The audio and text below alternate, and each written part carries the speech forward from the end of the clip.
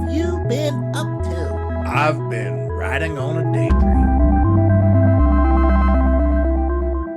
We want to thank RV Mattress by Brooklyn Bedding for sponsoring this video. We love our RV mattress by Brooklyn Bedding.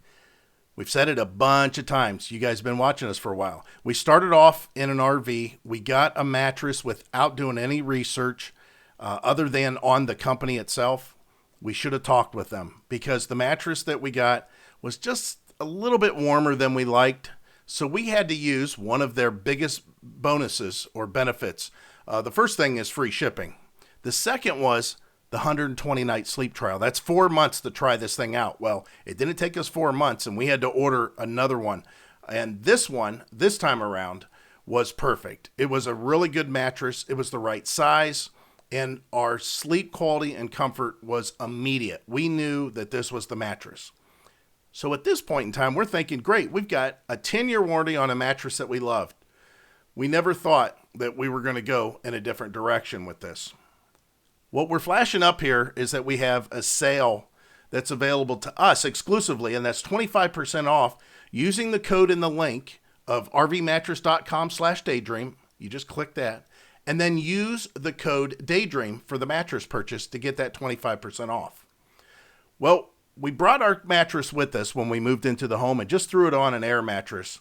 However, in a short amount of time, we knew we were going to get a king bed, so our son got our old mattress, which he loves. And now we've got a king-size mattress that is awesome. And again, we have 10-year warranty on it, so we know it's going to last a long time. So the main thing that I want you to take away from this is we still have this exclusive 25% off using the code Daydream and the links in the description. But once you use those links, there is a Memorial Day sale going on throughout the month of May. Those sales are huge. You might get something even more off. So please go check it out for a great deal. Well, I don't know what the deal is, but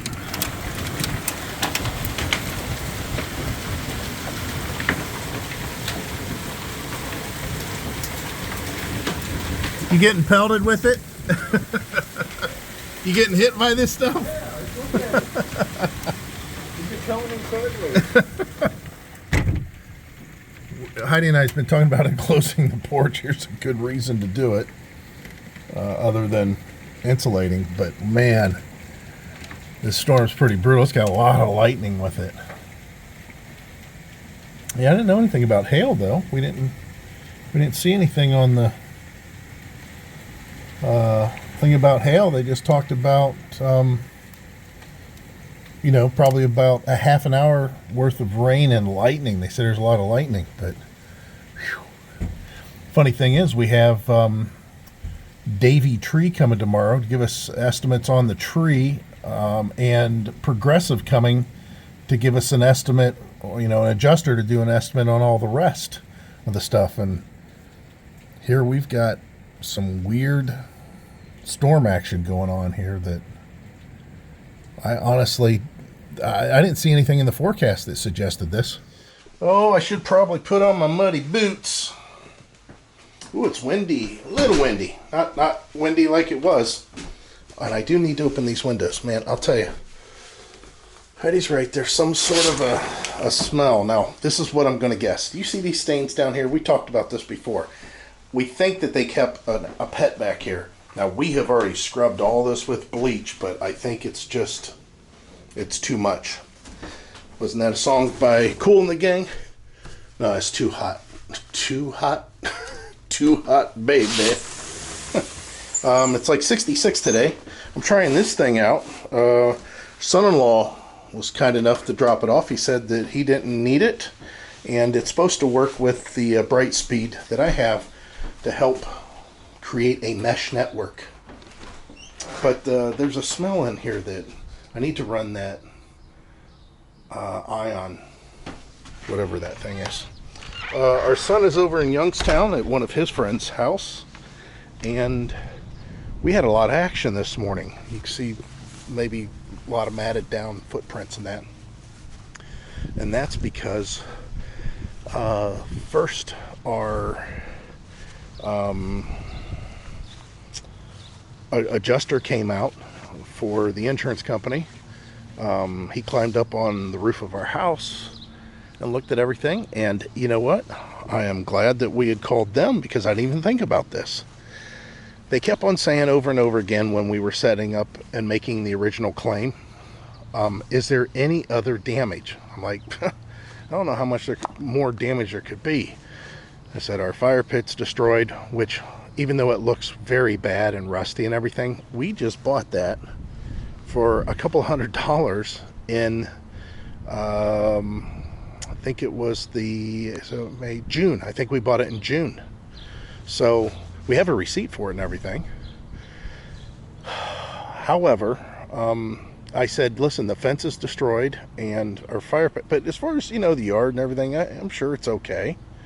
And then the adjuster said, what about your shingles? And I said, it's funny you say that, because I saw one of the shingles had folded up on the garage. And he goes, well, I'll come and take a look at it tomorrow.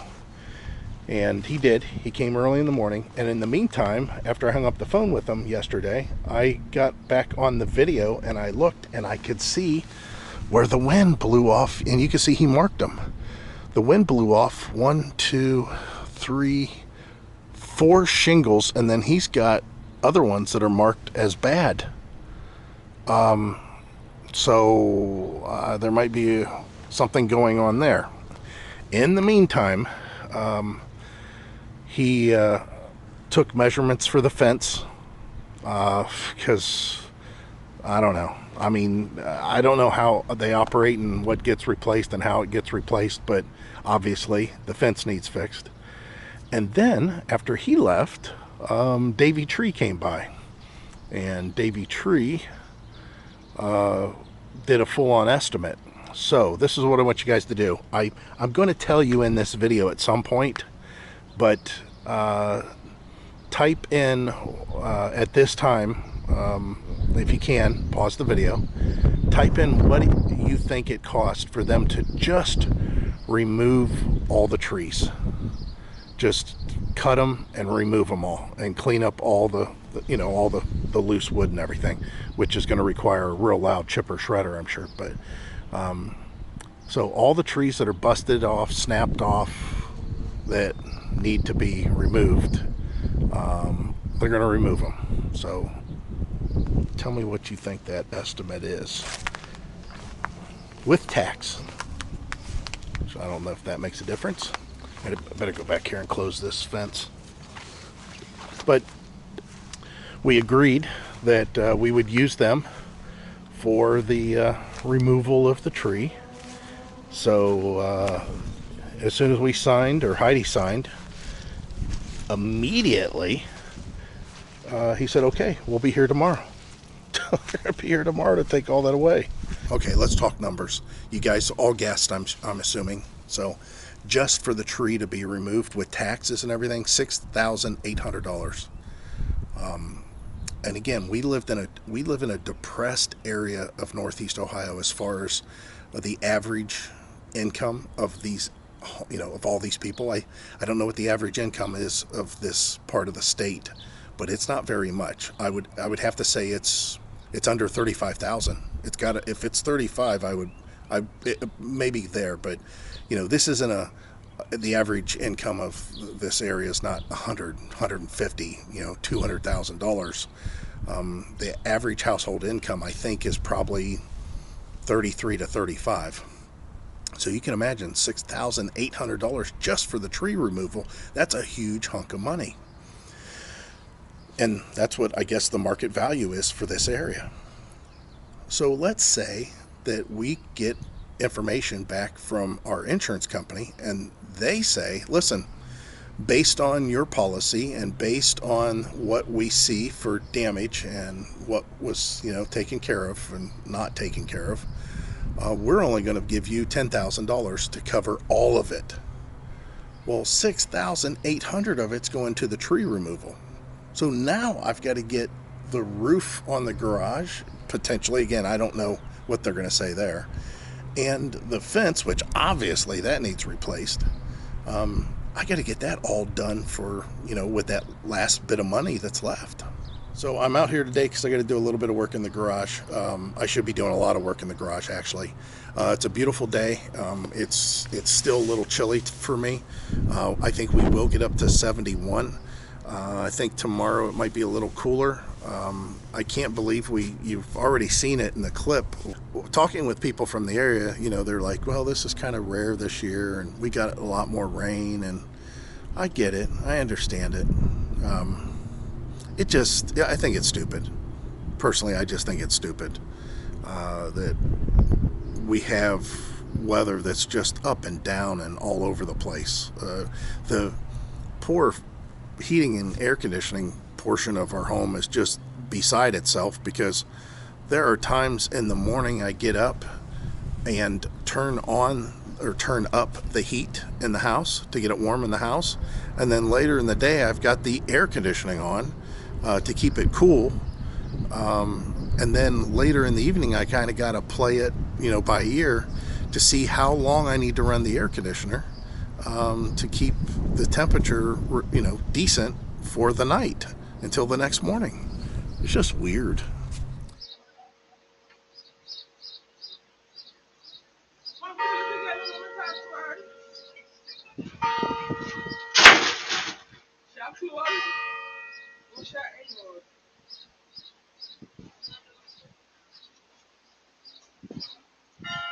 Well, today's the day, and once I get out here, it's going to be pretty darn loud. Man, they have a nice chipper shredder. Look at this thing. That would have been nice to have whenever we were doing our trees. They just throw whatever they want in there, and it's gone.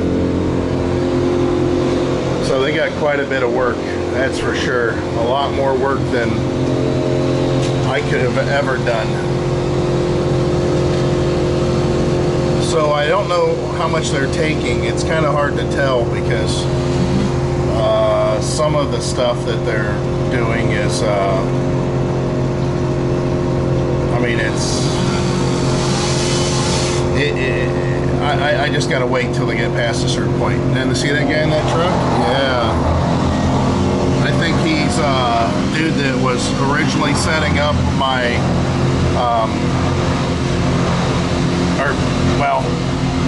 we had a guy that buried his truck in our backyard, a van, trying to get some wood that we had on the other side of the fence. And it kind of sucks, because we told everybody in the ad, do not drive in our yard. Well, he drove right in the yard, got stuck, and he paid the price. He was sitting there for hours trying to get out. Finally talked somebody into pulling him out. Well, a few days later, that guy that just drove by in that truck with that tractor, he stopped when I was out in the front yard working, and he said, hey, is this your house? I said, yeah. And he goes, well, you messed up the yard that I take care of over there. I'm like, what are you talking about? And he says, yeah, he says, that yard that I take care of, you drove through it and put in tire marks in the grass, and I got to pay the lady, or have the lady pay me to fix it. I said, I didn't do that. And he says, well, who did it? I said, some dude that come out to get some wood out of our yard. I said, we told him not to drive in the yard. I said, we weren't even here whenever he pulled in. And he just kind of like acted like that was my fault somehow, which the only responsibility I took was telling people that there was free wood. I mean, but I couldn't control what they did. So, like I said, he kind of gave me a shoulder attitude about it, cold shoulder. So now that this tree fell, and it's more than clear that it's on their property, that guy's a ghost. Yeah, he don't want nothing to do with any of this, because he knows that the right thing to do is for them to take care of it,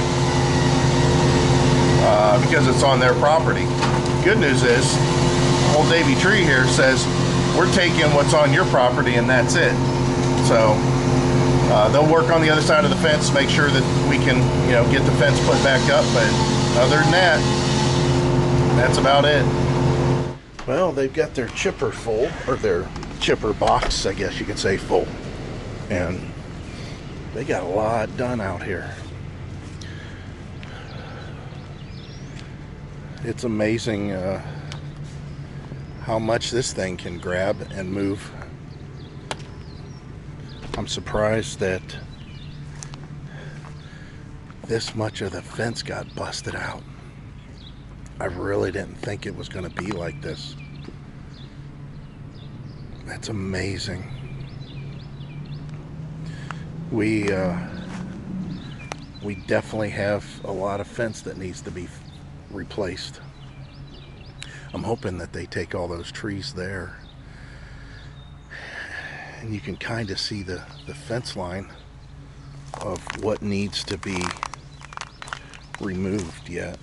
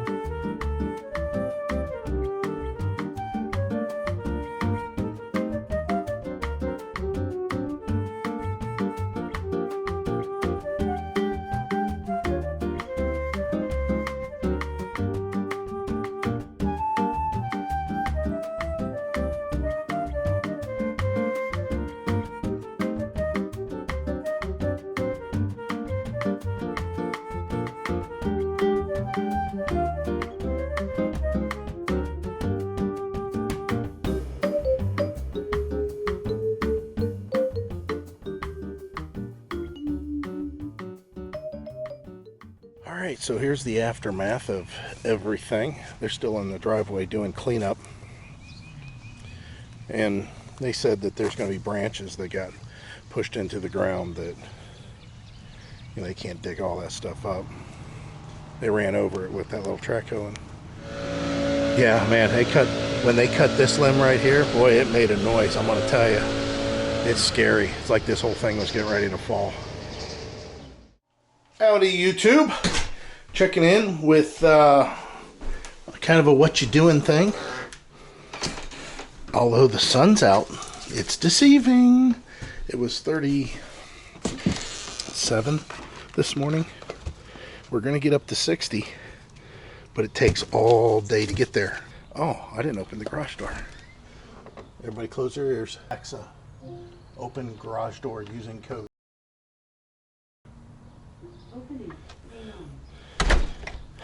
So, if you guys don't know, from the south, like I mentioned, or much warmer climates, you know, even though we have temperatures that the daytime highs may get to the 60s, it takes all day to do it.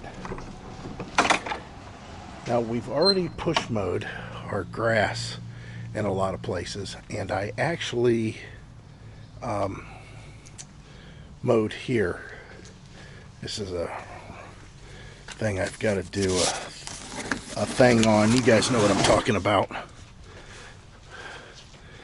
And you also know what I'm getting ready to say. So everybody, if I don't mute my thing, usually I catch it in editing. Alexa, turn on garage light. So it's kind of bad that the driveway's still filthy.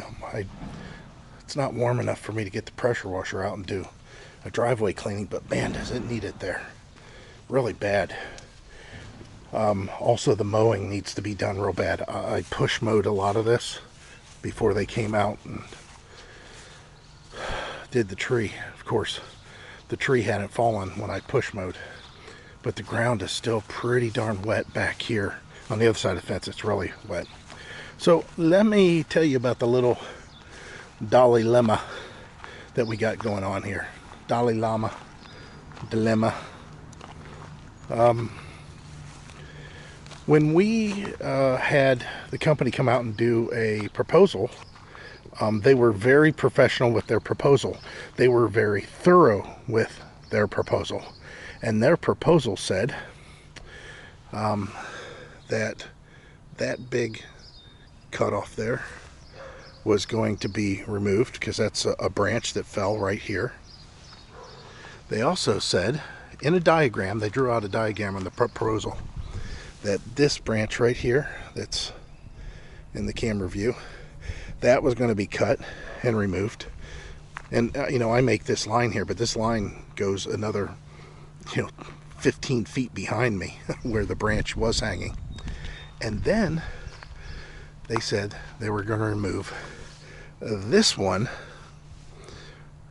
and meaning the tree. Now here's the problem that we have. I can't have a fence guy come in here and replace this because they can't even get to, I mean, can you see how close everything is? So although they removed some stuff out of here and they got the fence side of our property cleaned up, it's not going to allow me to replace the fence the way it currently is.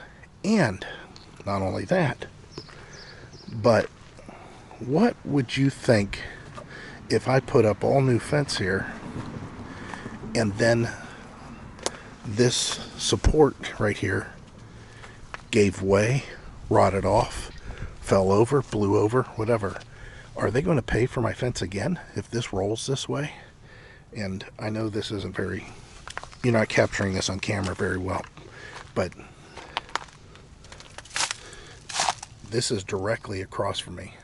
This is taller than I am. This part here is, well, let's say this part here is 6 foot, right where I'm touching now. So you can get an idea how far off the ground it is. It's over 4 foot off the ground.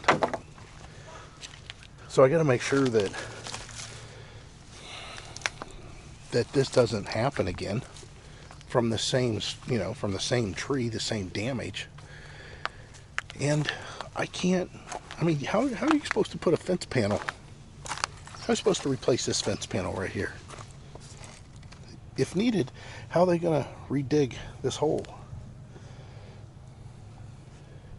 So the dilemma that we have is the insurance company is saying, well, they said they would clear off your property.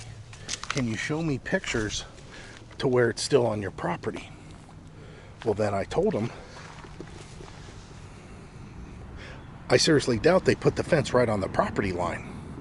Matter of fact, I would almost bet that our property line is right about here, right in this area.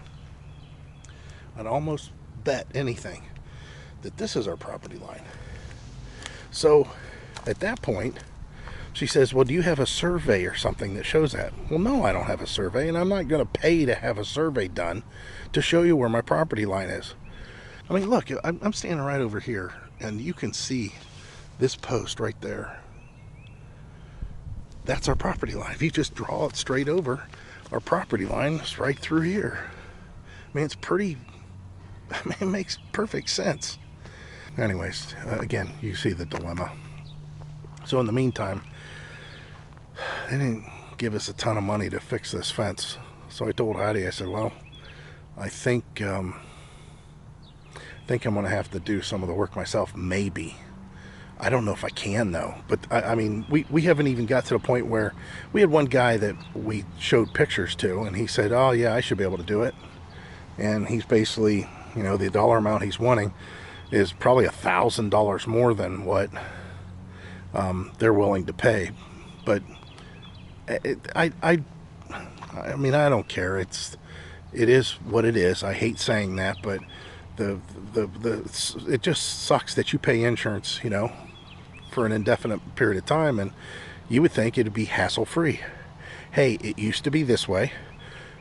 We had this problem. All this damage is done, and I want it to be that way again. That's all. Just put it back the way it was. That's all I ask. And of course, it's never the case. They've got a weird formula too. Check this out. I measured out the square footage, or the linear footage of these panels, and then these panels over here. Now, here's the funny part. You're going to love this. When it comes to replacing fence, there's no depreciation really given, other than the age of the fence, to some extent, to runs in the fence. What I mean is, from here to that corner is a run. From that corner to that corner over there is a run of fence. So from this corner to that corner is a run, and from that corner all the way to that corner is a run. If fence is damaged in a single run, they replace those panels at pretty much a non-depreciative cost. So whatever it costs to replace them, that's what it costs.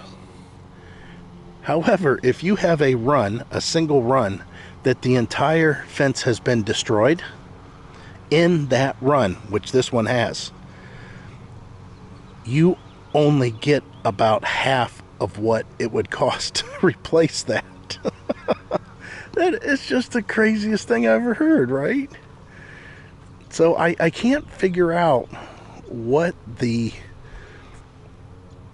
reason would be for them to come up with that kind of formula, but that's just crazy. So of course the yard's all still destroyed. The good news is, if there's any silver lining to all this, the trees being gone has allowed sunshine to be just baking this area over here, which is normally very, very wet, and it's drying it out. It's drying it out quite well. So that's nice. There's going to be some weird growth that goes on over there. We're talking about calling a stump grinder and having them come in and take out the stumps. I don't know. I haven't figured that out yet. We're you know, that's step 30. I'm on step 4. So I got some work to do. Here the truck still sits. I did have somebody that said, I can't remember who it was, said something about, hey, I like your truck. How much were you asking for it? I think we have it on Craigslist, I'm sorry, on Facebook Marketplace for, I think, $3,500. It seems like that's a lot of money, but I honestly have looked at, when we went shopping for trucks, it was a nightmare trying to find anything that would start, run, drive, that had, you know, a good frame, that had good suspension. And when we bought this, I think we paid $2,600 for it. I'm pretty sure it was $2,600. I added the tonneau cover. I don't really consider that an addition in price, but nonetheless, it's there. I put on all new tires. I bought all new hubcaps, which they weren't on there. We have all new brakes, all new shocks, new lower control arms on the front, I think there's some new suspension parts, some ball joints, and a brand new battery, one of the, you know, a big battery too. So I don't know, we added up, and Heidi says, you know, we have like $4,600 in the truck. And I said, yeah. I said, but it doesn't make a difference what we've got in it. It's not going to sell for that. So yeah, I think we've got 3,500 on it. If you guys are in the Northeast Ohio area, if you're interested, just send Heidi a message or put it in the comments or whatever. It's a good truck. It starts right up. It has a real small exhaust leak that gets a little bit more quiet whenever it's been running for a while. It is a Northeast Ohio truck. This is a typical like work truck. You can see the rust where they've repaired it at some point in time. The air conditioning, all the components are there, but it don't work. And let me think what else. Oh, the blower motor only works on high. That's a blower motor resistor. I know what that is. I just run it on high. I don't care. But everything else works very well. It shifts well. It's got good power. I mean, it really gets something going. I think it's 154,000 miles on it. Doesn't burn any oil that I know of. I haven't done an oil change on it yet. We did replace the air filter, but I haven't done the oil change. I haven't done a fuel filter change. It starts, it don't stumble, it runs fine, it idles fine. I think it has a posi rear end. I think it's a real tall rear end, like a 355, but I think it's a posi because I did a burnout when we had it coming back from U-Haul when I was moving stuff back and forth between our storage, and both tires spun right away. So it's pretty decent. Like I said, it's oh, by the way, it isn't the 5.4. I don't really, no offense guys if you have that 5.4, but I've never liked that engine at all. My father-in-law had one brand new, and then he had another one that was slightly used, and he had problems with both of them. This is the 4.6. This is the thing that was in all the police Crown Vics for all those years. This is what comes in Mustangs for quite a few years. This is the small V8. It's like 281 cubic inches, I think, is the displacement. Just off the top of my head, I'm not real sure. I can't remember. But it's a good engine. It's a good platform. It's very easy to repair and have parts for, and you know, plenty of them out there. Transmissions, you know, it's got an overdrive, obviously. Shifts smooth. Cruise control works. All the lights work. Turn signals. Come on down to Junior Samples Cars, BR549. So you can see a row of bikes here. I've got all the reviews done on the bikes. I've posted every one of them at the time that I'm filming. I don't know when you're watching it. It probably isn't. I have this last one that needs to go up here, and I have to build one, and I think that's what I'm going to do today. It's relatively nice out. It's not too hot, and this company has been pretty decent. We did a, what's that called? A folding bike. We did a folding bike from them, and we were impressed with it. It's got decent power. We still have it. It's got decent power. It does a good job. I'm pretty happy with it. But I need to do reviews, and I have to do this bike. I still have to do this gazebo, which maybe tomorrow, I think, if it don't rain. And I have these two items here, which solar, truly wireless backup camera, and this here I really want to get out and use. It's a jump starter with an air compressor where you just punch in the number that you need the PSI to be at, and you let it go. I might have to mow. I think I might have to move the truck. I got a lot of stuff to do. I've been talking a lot, and we keep on coming back to the conclusion that we definitely don't want to be in Ohio, and it's I'll tell you why. You see what's behind me today? Look at the clouds. See these big puffy clouds and all that? We love that. The problem is you hardly get to see that in Ohio. You get to see it, like, especially this time of year, maybe one time a week, maybe twice a week. And I'll tell you how we came across thinking about that even more was we were watching YouTube, and they were showing a, let me think what it was. Oh, there's a guy that goes out and does deliveries and pickups. I don't know if you guys watch this stuff on YouTube, but he picks up and delivers sheds, you know, portable buildings, and he repos them. So we were watching that, and everywhere he was going was just this muddy, wet, dreary. It just seemed like every video we watched, it was muddy, wet, and dreary. And I told Heidi, I said, this guy has got to be, it's got to be Ohio. And sure enough, it was. He's in Ohio. And it's just a thing. And don't get me wrong, other states are like that too.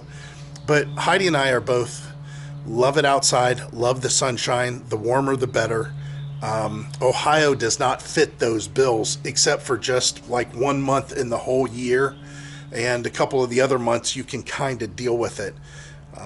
So we're still contemplating on where we may want to move to. And the funny thing is of course, vacation spots come to mind. And we were talking about Myrtle Beach, being close to the ocean. And I told her, I said, I remember going quite a few vacations to Myrtle Beach when the kids were little. We used to go every year. We'd rent a place for a week right before they went back to school. And, we enjoy ourselves like anybody would at the beach. And I remember it being kind of dreary a few of those days. I remember that there was actually like 3 days out of the week that we were there that it wasn't that nice. And I told Heidi, I said, we're going to have to research this and see who's got, sun and relatively dry weather and, not a lot of rain and pretty warm.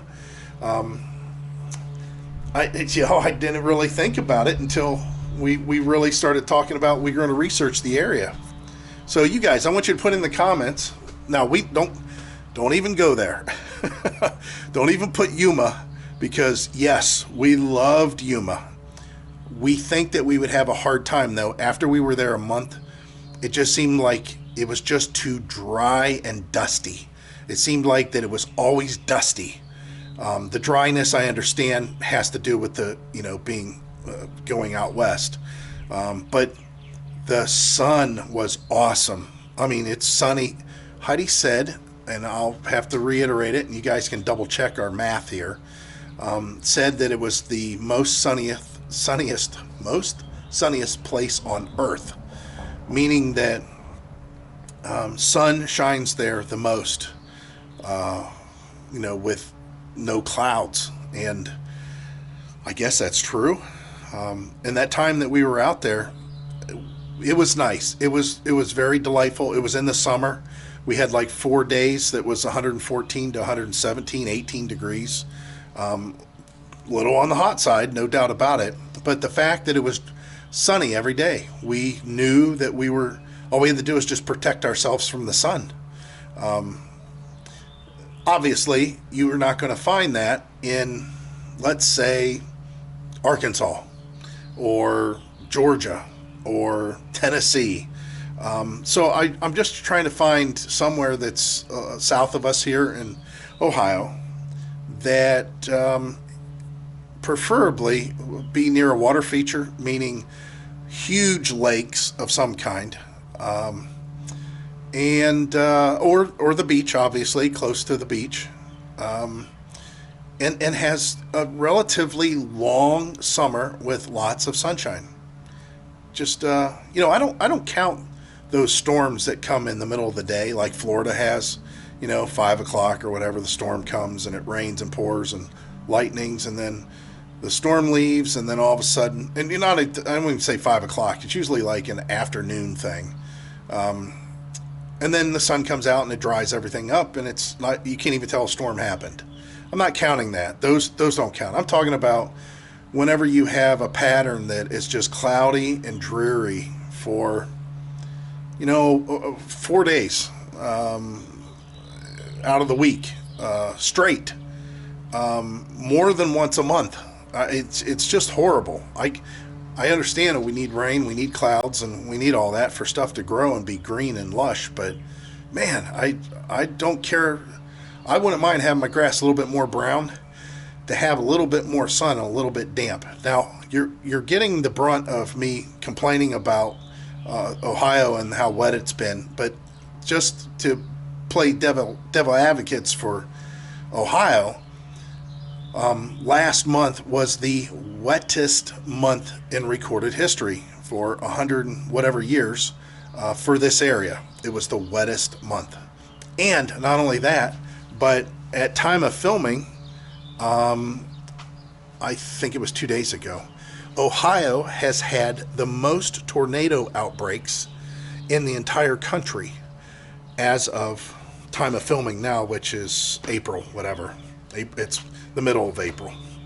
So that's something to be said about storms and rain for Ohio. We're not known for leading the country in tornado touchdowns, but we are this year. So it's a weird weather thing, but still, we know, living in Ohio all those years that we did, it's still, there's a lot of gloomy days. Going to quit talking about the weather. Again, in the comments, let us know, where do you think would be ideal for us to maybe relocate to? Now, we're kind of country folk, just because we're in the city now. We are kind of more country people, so let us know. I want to hear your thoughts. Like sands through the hourglass, these are the days of our lives. Oi. It's windy today. Hopefully the camera buffer takes care of that. The truck got outside the fence, and I got a lot to talk about. It's funny that during their cleanup, that they said, oh yeah, we're going to make sure we clean it. I had to pressure wash this driveway. You can still see the mud that's left over. Look at what they did to the driveway. I don't even know what these stains are. I don't even know what that is. It's like, I don't know. I used the pressure washer all over this driveway, and this wasn't like this before. And the funny thing is, I can prove it because we have a camera right there, and I can show that this stuff wasn't here before they came. I just don't get it. So that's you can see the fence is still the way that it is, right?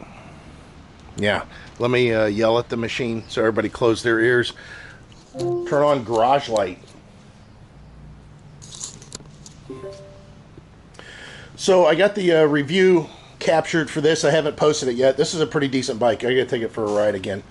Shoot some video of it riding. You can see the crap that I still have to do reviews on, and now lawn equipment's involved there. I had to pressure wash off the mower.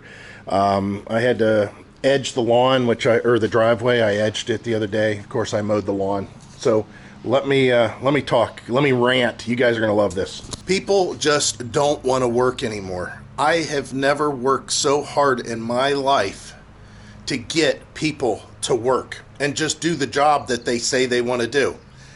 I've never seen anybody, it's like everybody is trying to skirt and do the bare minimum of what's required. There are no people that want to exceed. There are some exceptions, and I'm going to tell them to you. Hoy, and I know this isn't just me becoming some old man. This is me realizing that everything that's involved with businesses out there is it's more about how much money we can get with doing the least amount of work than doing really good work and charging for it. The exceptions. We've had a lot of stuff done to this house. We had, and I'll go through the list real quick here, guys. I know the video is going to end up being longer because of this, but some of you guys like these long videos. When we moved into the house, when we bought the house, it was supposed to have been cleaned up to a certain degree. That was part of the contract.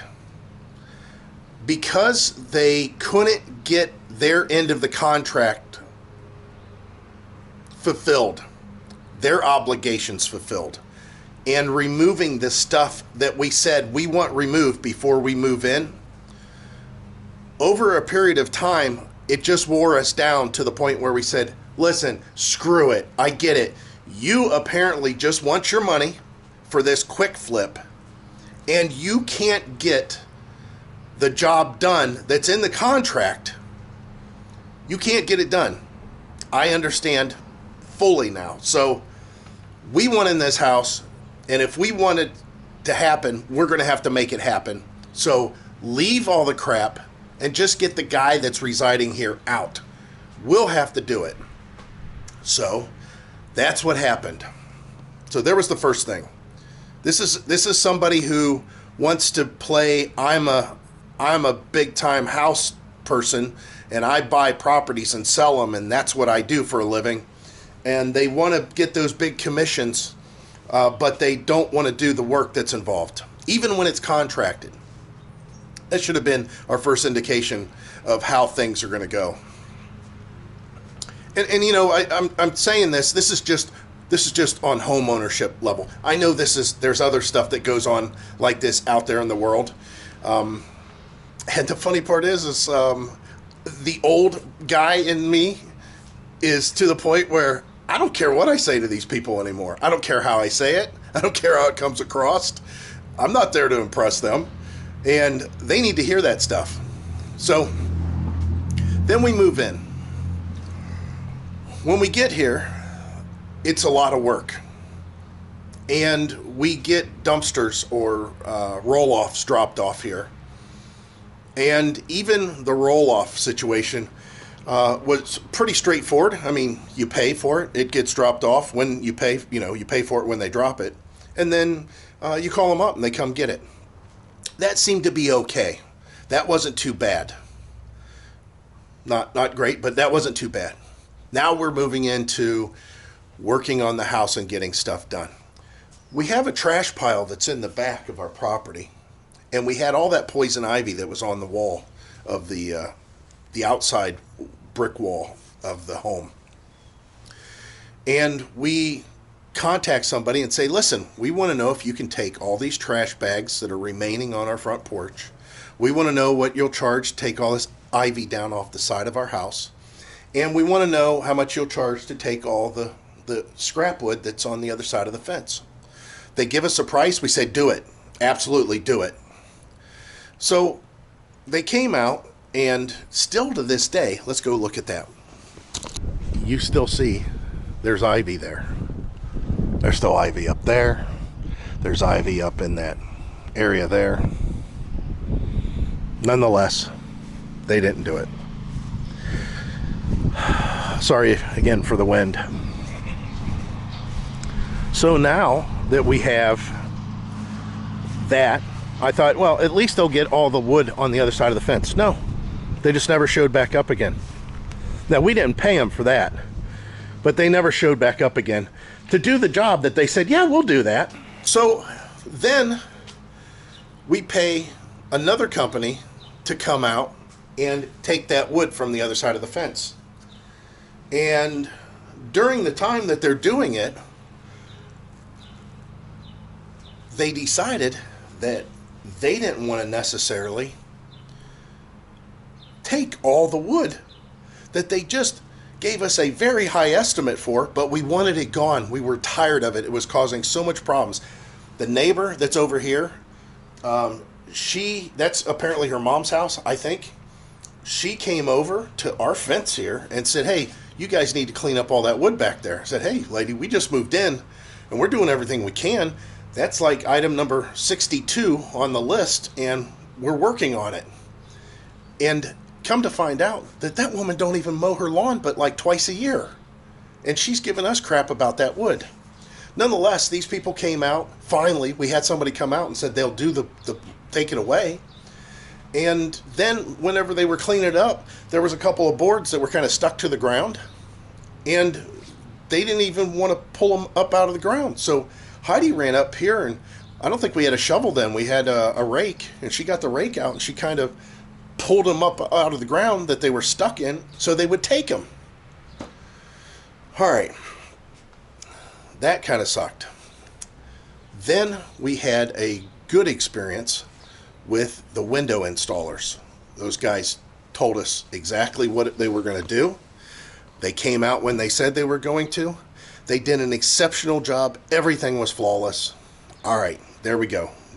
Good news. The basement window guys came out when they said. They did exactly what they said. They did an exceptional job. They were fast. All right, good news. So there's a couple companies I'm thinking, oh, thank God. Maybe we just had some bad experiences. And then, you guys know, I even posted a separate video just for this reason. We had the carpet.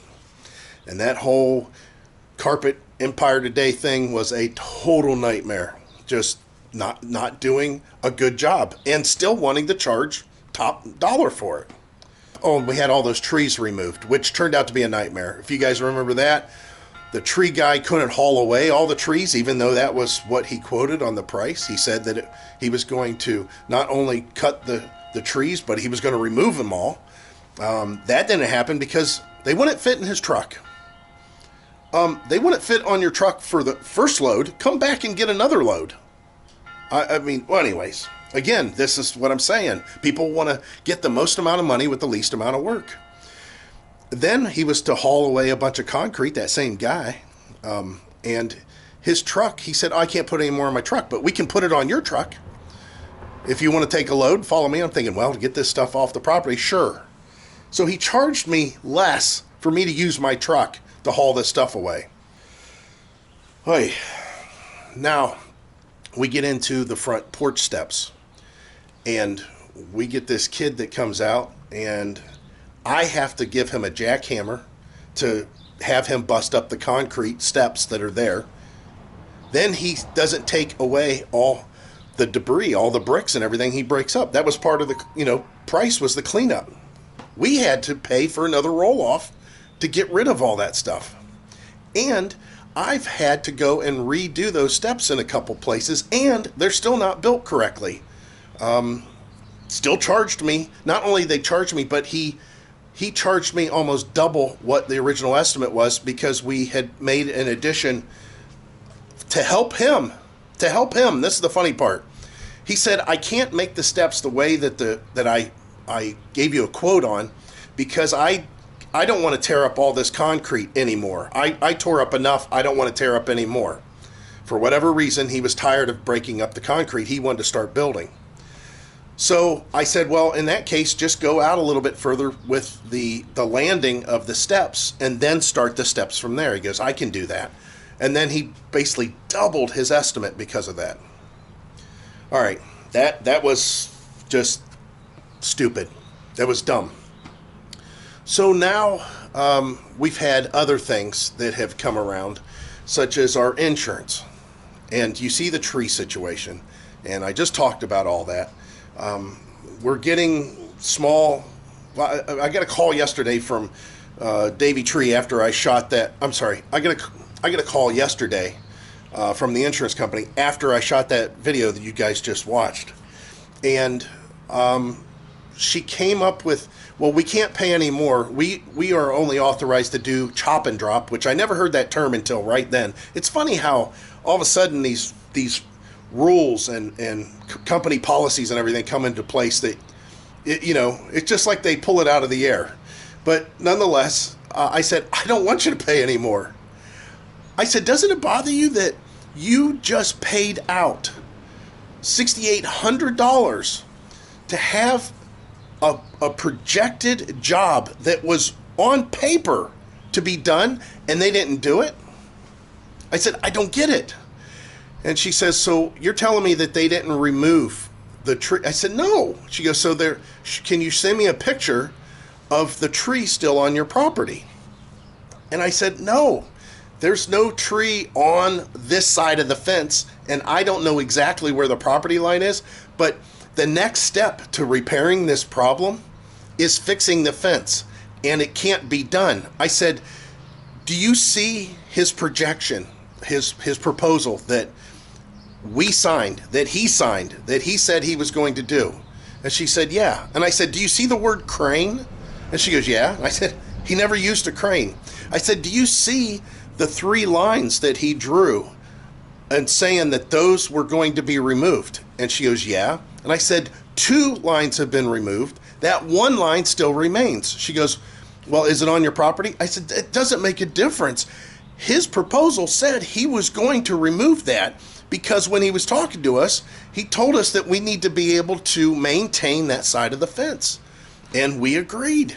And that's why he was going to take that away. I said that you can't come back with, well, he did the job according to what he's legally required to do. I said, he's legally required to do what he did the proposal. I said, that's what he's supposed to do. I said, can you see the picture where the tree's almost against the fence? So anyway, she agreed with me on that. Now, working on the fence. The other day, I went ahead and went through Facebook Marketplace because it's local. It's an easy way. people advertise on there. And this one gentleman said, hey, I do fences. I install them per foot. So I contacted him and I sent him a message and said, I have storm damage. Can you come out and do an estimate? Because my insurance company is only going to pay a certain dollar amount, and I don't know if that's enough to get this fence fixed. And he said, yeah. He says, show me pictures of it. I'm like, all right. Now, I picked this guy because he was local. And when I say local, he's like 7 miles away. I don't know what he's doing. Maybe he's at work. I don't know. It doesn't make a difference because I sent him pictures and he says, okay, it looks like it's going to be $3,500 to fix all that. Great. Can you send me some sort of an estimate? Just text it, email it, whatever. I don't care. You can put it in the mail even. I just need to get an estimate for the work so I can submit it to insurance. What's your email address? So I give him the email address. He reads it, and it's been 4 days now. Nothing. All right. I don't know.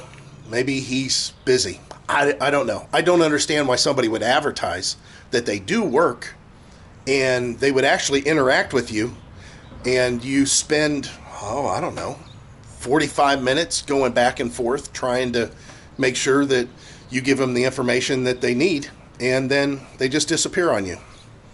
Sure, I got 45 minutes to spare, I guess. Apparently he does too. So after 4 days, I thought, you know what? I'm going to reach out to this other person. Now, this other person's a little bit further away. They are roughly, maybe it's about 15 miles away. Let me see real quick. Hang on a second. So, how far is Newton Falls from here? Newton Falls is 12.4 miles away by car. There you go. So, this guy, I contact and say, I need to have an estimate done for a fence. So his reply, quick reply, within, 5 minutes. Sure, tell me the measurements and I can give you a quote. Right. What if I'm on Mount Olympus and the fence goes up 2 miles and then down 2 miles? What does a measurement do? What does a measurement, does that, no. You know what will happen?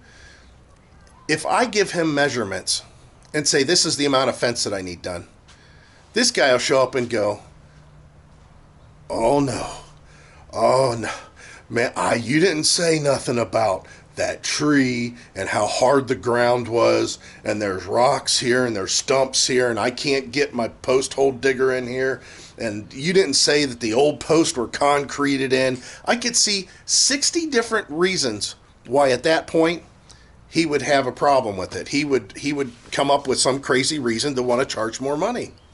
So I told him, listen, this is storm damage, and I need an estimate to know how much you're going to charge for this. And he says, oh, I don't do insurance. So there's strike two. First of all, the guy, he don't want to come out and give an estimate. And he immediately starts discounting reasons why he can't do the job. I've never seen more people come up with reasons why they can't do a job than people that advertise they want to do the job. So he says, I don't do insurance. I said, listen, the insurance has already cut a check. We're paying for this at this point. I need to know how much it's going to cost. So if it goes over a certain dollar amount, I can submit that to the insurance company and they may make an adjustment. He says, can you send me some pictures? And I said, sorry, no. Because I told him, I said, if you can't drive 12.4 miles, if you can't drive from Newton Falls to here, then, I get it. But I don't want you to be surprised by anything that you see here once you show up ready to do the job. And he says, okay, where are you located? Now, that pisses me off more than anything, because in the very first thing that I sent, I said, I'm in Southeast Warren and I need a quote. What kind of frickin' attention span does somebody have that 4 messages later, they don't know where you're from? After I told them the location, sure this is going through his head. I got to drive all the way out to do this stupid estimate. I don't even know if I'm going to get to do the job. And then he says, well, exactly how big is the job? And I thought, you know what? Screw it. I'm going to send him a picture. I sent him a picture. He immediately replied, oh, that job's too small for me. Doing. So, again, great. You found another reason not to do the job. I mean, why don't you just say you don't want to do the job? I mean, that's what it comes down to. Why you don't want to do the job? You're lazy. You're wanting the cakewalk. You're wanting to come out into an open field that is perfectly level, that is soft soil, that is just nothing but miles and miles of perfect ground, so just easy to do, cutting into the ground, leveling, all that stuff. You want to do that. You want to do that job, and you want it to be something that you can show up, work for 6 hours in the day at your leisure, then come back another day and work 6 hours and charge some ungodly amount of money based on linear feet, than just to do a job. So, of course, I'm going to tell you that if you guys are looking for any kind of wood fence to be installed and you're in Northeast Ohio, do not call some guy named Dana out of Newton Falls, or just avoid Newton Falls, anybody advertising for fence installation in Newton Falls, because it's one of those guys that don't want to do the work, don't want to bother with it. They just want it all laid out in front. Come on. Why do I have to give measurements? Isn't that part of doing a job? Isn't that part of doing something? I mean, if somebody called and said, hey, can you lift that piece of equipment for me, or that rock for me, and move it from here to there, I would say, well, yeah, I can do it. Where are you located at? And I would go out and look at it and say, I don't know, it's a pretty heavy rock, and you're wanting to take it how many yards? That looks like 300 yards. Well, I guess if you want me to do that, this is how much it'll cost you. That's even that's really simplified. And I would still want to look at it and figure it out myself. How do I know what the ground is like between here and there that I'm going to be carrying it or moving it? How do I know how far it's in the ground? Or there's so many things that can't be answered by just a picture. And it's just people are relying on this stuff to do things this way. Now, I'll tell you why I get so upset about it. When I had a small engine business, which did just fine, the small engine business did great. The thing is I was making more money doing the YouTube stuff than I was doing the small engine business, so I went ahead and closed it. The small engine business, even though, again, I did fine with it, I did stuff that people wanted. So word of mouth was all I needed to keep my business going. And let me tell you, I had a gentleman come out and look at a tractor, and he wanted to wheel and deal with me on the price. This tractor, I think I sold it and I made $100 on it. It was a really good deal for him. I made money. I was okay with it. Then he wanted it delivered. I didn't charge him any extra for delivery. He wasn't terribly far. I think he was like 4 miles away, about 5 miles away from the house. Found some back roads, and he lived in a weird area, and I had to deliver it up in his yard. But nonetheless, I got it out there, and I unloaded it for him and everything. And this is when the kids were real little, so I had to load the kids up in the truck, and they were in the back of the truck with me, and they wanted to get out. They always like, hey, can we get out? And I'm like, no. I said, I'll just keep the air running. You guys stay in here. This will be real quick. I'm just unloading it. So I got the tractor unloaded. And about a week later, that guy called me and said, hey, that mower that I bought off you, that I talked you down on price, that you came out and delivered for free, yeah, it won't start. I can't get it to start. Now, at that point, I should have said, well, you know what, I'll come out and pick it up and bring it into the shop and see what's going on, but it's going to cost you, $50 for the pickup or $20 for the pickup or something. But nonetheless, it's because it's my business and it's my reputation and it's my work. I said, let me go ahead and load up my kids. I'm going to come out there, even though I'm in the middle, you know, I'm elbows deep in other work. I said, I'll come out and take a look at it. And I went out, and he had it sitting outside, and it had rained, and he had it covered up. And there was where the coil wire was attached, and the way that it ran down, nonetheless, the points got wet. I mean, in a roundabout way, the even though the coil wire wasn't attached to the points, the way the water was running down through the hole in the hood, because it had a fuel cap that went through the hood like an old 8N tractor or something, like the Simplicity. It was a Simplicity tractor. The water ran down, and anyways, it got into the points. Well, that wasn't my fault. But guess what I did? I took it apart. I cleaned the points. I blew it all out. I put it all back together, and I put silicone on the cover and told him, you can't leave it out in the rain. I didn't charge him anything, and I went back home. I mean, I lost money on that after all the work that I had been involved with, but that was the thing to do. That was the right thing to do, because I was willing to do work. I was willing to get stuff done. Now, there's a lot of people say, well, you got ripped off. I could have made probably more money doing the small engine stuff if I charged for every little thing. But I can't believe that there's that many people out there that just don't want to work. They want to find every way to make money fast, but not do any work to get it. Here's the problem. They always tell you work smarter, not harder. You can't do that if you're not a smart person. That's all there is to it. Good morning, YouTube. Look, we get a carpet out here.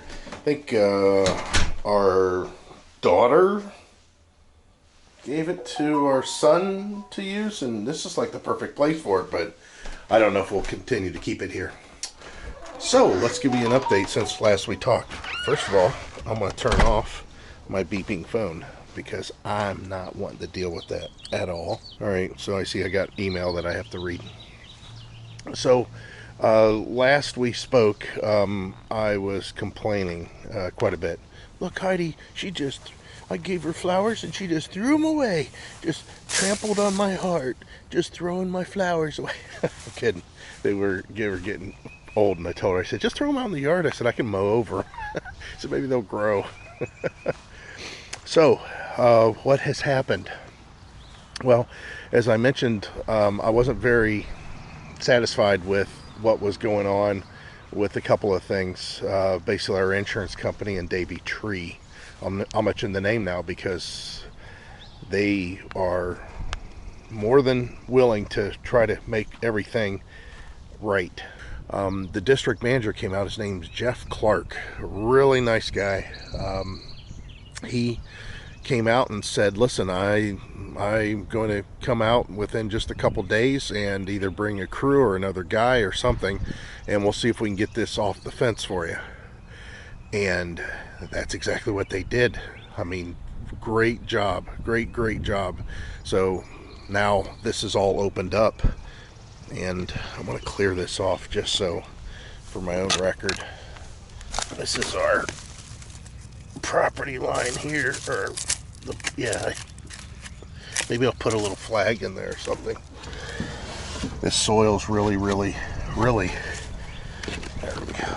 Yeah, there's a pin there for the property line, but they took that tree, they cut that tree, and of course that tree, they had to. I mean, it was horrible. So my faith is slightly restored in people that are willing to do work. I found the water shut off for the house. I also found that from that point that I just showed, that pin, if you come 10 foot out this way, I believe, which, yeah, I don't know, it's got to be real close. Yeah, 10 foot.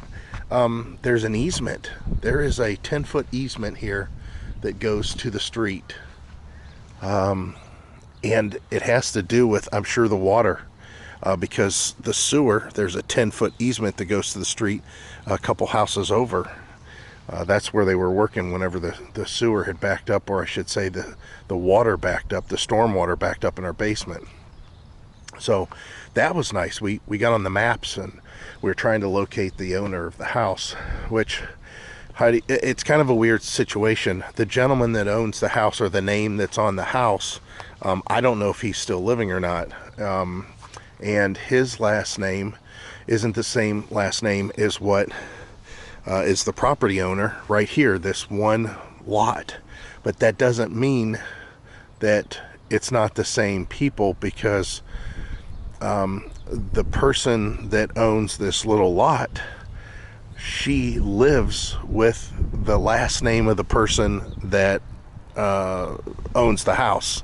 So I'm kind of confused, because I'll be honest, unless it's a neighborhood thing or something, I don't know, or convenience, or friends living next door, the house that they are living in is like 950 square feet, and it has got the tiniest little city lot, you know, that you can imagine. And they got a shared driveway. It's kind of odd that they wouldn't want to live here. This is a nice home. Now, I do see that it's got a basement, at least in part of it. You know, seeing how the garage is over here, maybe they can't access everything they need to, and the other place is just one floor. But yeah, I'm so glad this is all cleaned up. So we're trying to get fence estimates. I told Heidi, I said, if it wasn't for the fact that I think this post here is completely busted off, I said I might be able to figure it out. I would have to straighten all these poles, which that could be a handful, especially when you get over here. Remember not that long ago, I was mushing around out here. All this was wet. This would be a handful to try to straighten out. I mean, I could do it, but the other thing is I really like our fence to go all the way back the way it's supposed to. So I'm going to keep you guys on the camera here, on the video, for a little bit longer. I want your opinion on this. What if, where this, let's see, it'd be this post right here, I believe. Let me see here.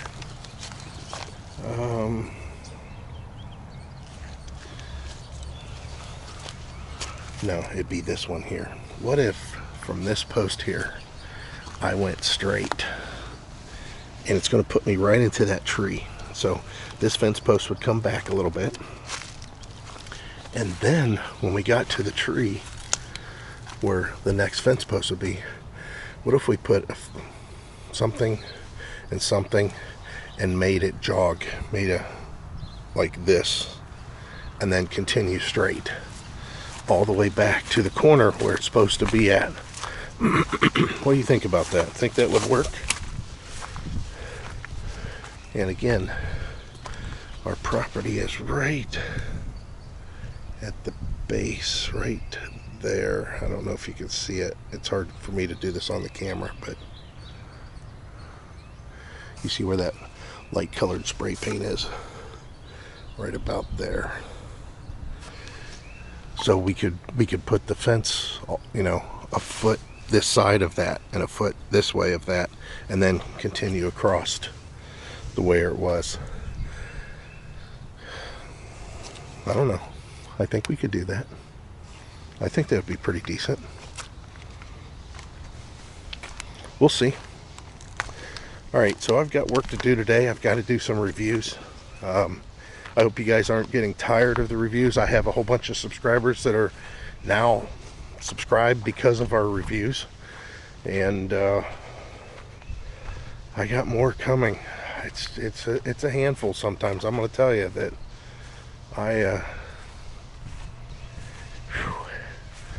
I'm getting wore out from it.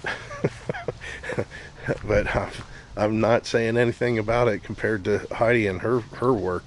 Me and Heidi like to kind of compete when it comes to work, and she's winning right now. I've got to catch up. Does she look okay, guys? Look, we're actually wearing almost like Florida clothing. We had to break out some old Florida clothes because we finally got 77 degrees out. Isn't that wild? So we've got to do a review out here. Oh, Monster's bees out already. Get out of here. Yeah, the bees are, I've already swatted quite a few of them. So I think what you can do is back Bud's car here and then just back your car with the back end out a little bit. What we have to do is a review on a pop-up canopy, and Heidi just got off work. So there's a storm coming in that's in Akron right now, and I think we can get this done before then, hopefully. Listen how nice his car sounds. He got a little tiny exhaust leak, but he's got the oil changed. He's got the, I'm gonna have to open the gate. I don't think, okay, if you think you can do it. But anyways, it's not, it wasn't exactly the way it should be, and we had somebody do a little work on it, which was kind of nice. So we don't know if it's going to work 100% with her car, but you'll see that on the review if you guys want to check out the review. Hey, you open the garage, hon? Yeah, this is the kind of crap that you know, when you guys are like, oh, you guys are so lucky, you get stuff that you get to review all the time. I don't know. Yeah, that's good, Hyde. Yeah, you gotta push the garage button, the garage door button. So the whole idea is that you've got to go through this process for every time you do a review. I mean, you got to get all set up, you got to set it, you do everything. You got to do everything that's required. So it's kind of a pain in the butt. Everybody hold their ears, mute their computers, mute their phones, put their hands over their kids' ears, whatever. Alexa, turn on garage light. Yeah, that's kind of big and heavy. Yeah, that's what it says. Yeah, we'll have to consider that during the review. So Heidi's off today. Well, she's off now. I'm off tomorrow. She's off tomorrow. How do you feel about every time we need somebody to do work for us, how it usually turns out? That don't turn out good. It really don't. Because I've been ranting about that. You can't find anybody to work. The job's not big enough. Yeah. It's this, it's that, it's... So, crazy. let's see what else we can throw at her. Because she's on the same page as I am there. Although, like I said, we've had a couple good outcomes just recently. The guy that fixed Bud's car did a great job and very reasonable. The guys came back and did the tree like I talked about already, which was good. But we still have a lot of stuff. Of course, the guys with the windows, the guys with the basement windows, that was good. There are good companies out there and good people. Our realtor, him coming out and helping with all the work that needed to be done. Our air conditioning guy, he does exceptional work. So it happens. It's just, there's a lot of not out there. Bunch of Blakes. Bunch of players. Bunch of wannabes. Players, yeah, They're just it. wannabes. Yeah, I got me a They business. want that money. I got They me a don't. business, and I'm going to charge you business prices. But I'm not going to do good business with you. Let's see. We have a whole bunch of options that I've talked about, and I'm kind of curious what you think about. We keep this house until the day we die and we snowbird. If I can find a job that does that, that wouldn't be half bad. So what's the snowbird? Yeah. But my job won't allow that. Yeah. Okay, I'm going to mute my phone because I'm not going to sit there and listen to that noise. Do you think about selling the house and moving to another location and you working a job somewhere else? In the state? In this state?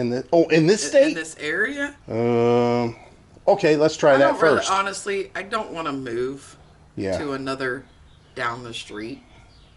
We're already set up here. Yeah, I kind of agree with that because I don't have a, I told him the other day 3 to 4 years. I don't know exactly where I want to go. We don't Yeah, know exactly neither where one we of want us. to go. Put your comments down below. Oh, that doesn't mean we're moving there. We got to be able to afford the place.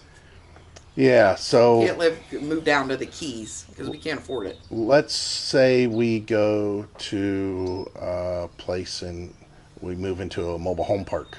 I'm not a fan of that right now. I'm not a because fan I'm of pretty that either. young, and Yeah. I right now, no. Right.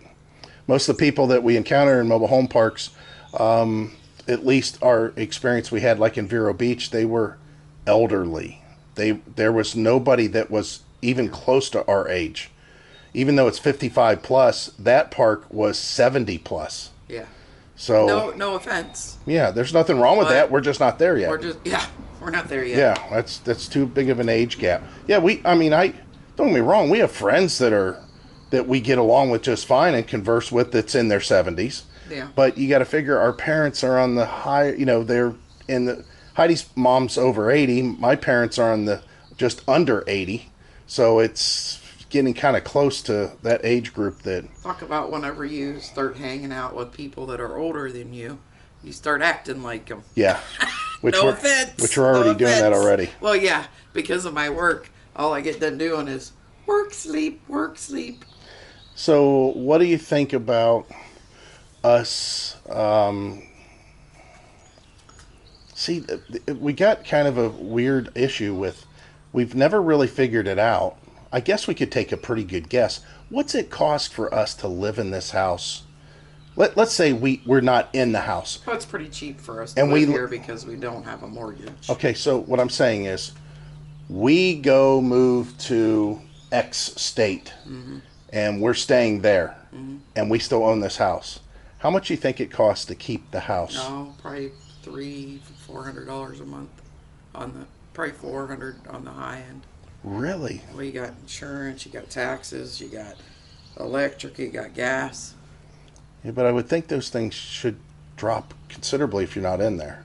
Well, I just said on the high end $400. Oh, okay. Our homeowner's insurance is going to skyrocket, so I got to be shopping for that. Yeah, And then that probably gets put on the list of whenever they shoot out, look at your rates, or I don't know how homeowners is. We've never had a claim. Now we have this $10,000 claim. Yeah. Who pays for that? Because literally we've only paid $1,200 in homeowners insurance. They've already paid out $10,000, over $10,000. Well, I mean, I don't know how it works, so. Yeah, I don't know how it works either. But the way I see it is, I don't like, honestly, like Michael, he has more free mind time. So he thinks about like moving and stuff like that. Where I'm working up in advance and I don't think about that stuff. I do sometimes, but most of the time it's work because we're so busy. I'm at a busy store, which is probably a good thing. yeah, and that's how I actually figured out for us to be able to go full-time RVing in the first place was I had enough free time at home that I started doing the math and started looking at everything. And at that point I just had to kind of convince Heidi, it's like, well, we can go do this if we wanted to. And at some point it just all worked out. I think COVID kind of gave us a push and made Heidi really want to get out of it, and that's how we hit the road. And like we said, which I know this sounds kind of odd, but we've only been back here a year and a few months now, right? Jesus. Has it been a year? Oh, That's Heidi. time for her work again. It's never over. But we could have, like I said in the past, whenever we were in Orlando, when we were deciding, hey, let's move back here. But like we said in that video, we could just easily still be full-time RVing. I mean, it's not a big deal. It's something that isn't real difficult to do. It was pretty easy for us to do. We just chose to stop doing it. So we're trying to figure out how to ease into it in a strange way. Now, I don't know if you guys have seen my eyes darting as I'm talking to you, but man, these clouds look little bit more ominous coming this way, and I don't know if I'm going to be able to get this review in. I was also talking about how you're in the shadow, how we could just easily have continued to be full-timing.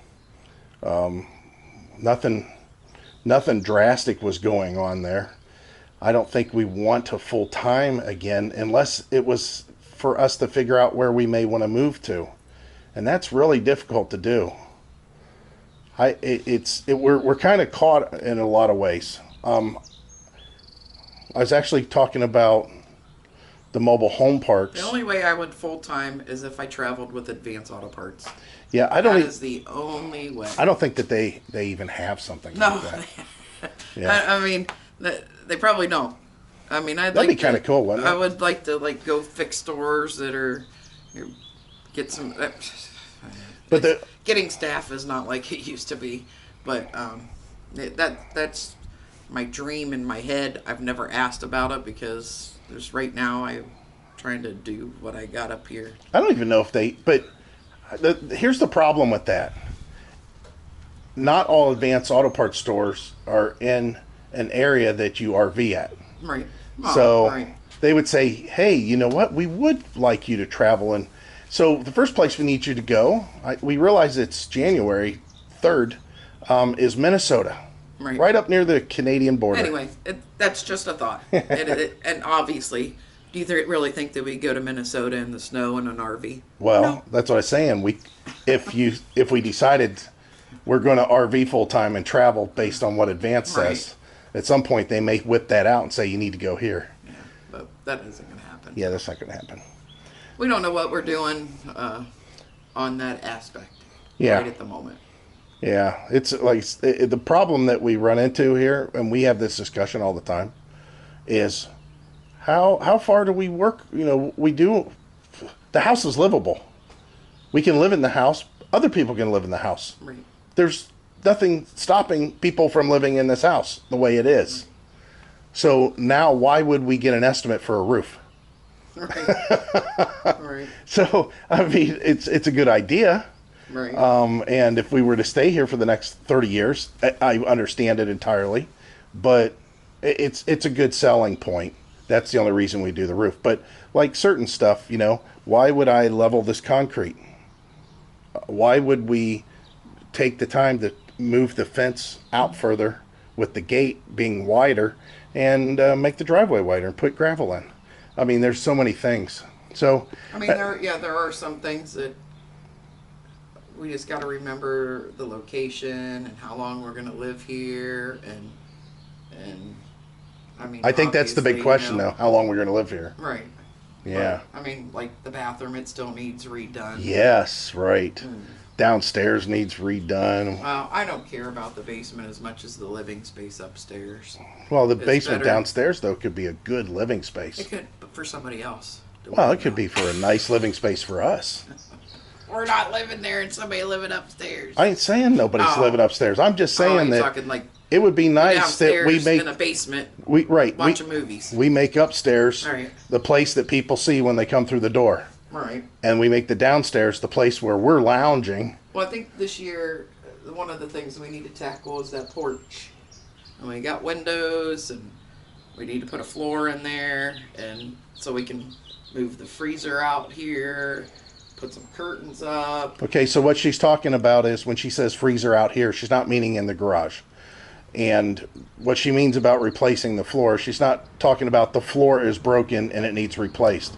What she's talking about is redoing the floor to make it more finished and sealed off. I'm sure that he showed that on video before. I haven't really talked too much about the floor and stuff in there. And then as far as the the freezer, we have a freezer in our living room. It's a little deep freeze, but it's made and it's certified to be put into a garage or on a porch, even during the winter. And that's what we planned on doing, but we have to do the floor first to do that.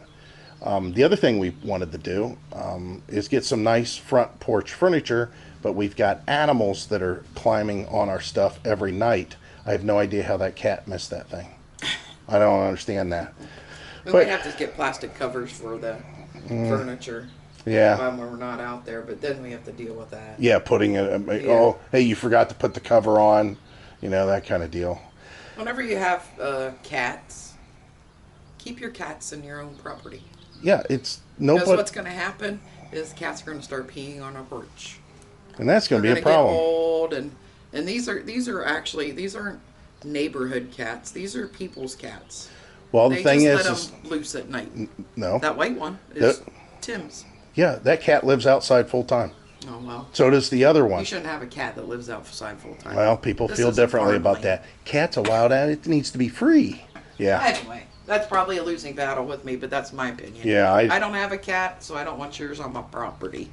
Well, I don't care so much it just wanders through, but you know that turns into scratching up something. It already sprayed one of our vehicles when I don't know, when we first moved in. So I don't want them spraying on the furniture, and so we haven't bought any porch furniture. We have our chairs when we were in Okeechobee and we wanted to go fishing. We went out and bought some cheap Walmart chairs. So, do you think we can get it in before the storm? Well, I think you talked enough. The storm might be here. Heidi can't believe how much she talked and kept you guys on camera to Well, you slow only me asked down. me 2 questions. Let's find another question for her, Oh, we guys. forgot to put this out. Oh yeah. Well, we also forgot to put out the old fire pit, which that's nice. Okay, let's get off here. You say bye to everybody. That's our little tidbit with Heidi, and we'll maybe I don't know if I can close this out or not. What's the date today? Today is Saturday, the 27th of April. Oh, well, You believe we'll that? keep it going. We'll keep it The going. time is flying. We've been here over a year, I know. and I'll have been at my job at the end of June for a year already. That makes 25 years. Yeah, That makes this she's with Advance for It's hard 25 to years. it's really hard to believe. A quarter of a century. Ugh. The bees are out here plenty. Yeah, there's a lot of them. All right, guys. Say bye to Heidi. Bye.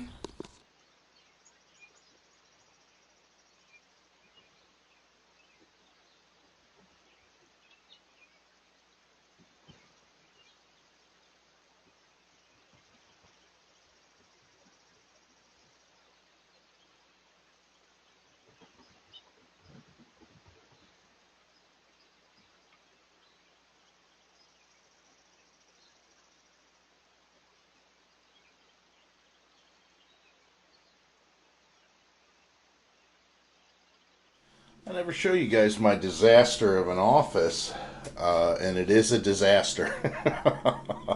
Look at that. I always got something just laying around. And this shelf I just moved over here. And this isn't even close to all the junk that I've got for working. But I want to go out the front door because we got something slightly different.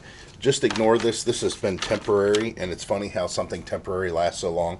Heidi had just received the curtain rods needed so we could put a shear up here to cut down on the light, because I know it's dark in here, but we have, I have a projector screen, and the light comes through this window, and it really lights up that projector and takes away from the picture. But one of those things that I talked about, even though this ain't our forever home, we had a deal that came up that we just couldn't pass up. There's a guy that they sold their home and they are moving to Texas. Go figure that out.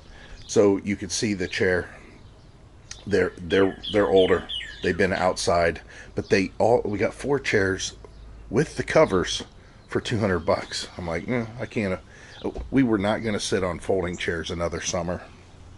I also got some stair treads that I have to put across here. God, it looks like I've got I got a lot of work to do. Looks like I'm going to have to get close to mowing the lawn again. I'm walking a little bit gimpy because my sciatic nerve is kicked up again for some reason. So I'm not sitting at my desk today. I got lots of work to do today. Yeah, definitely. I haven't string trimmed the yard yet this year.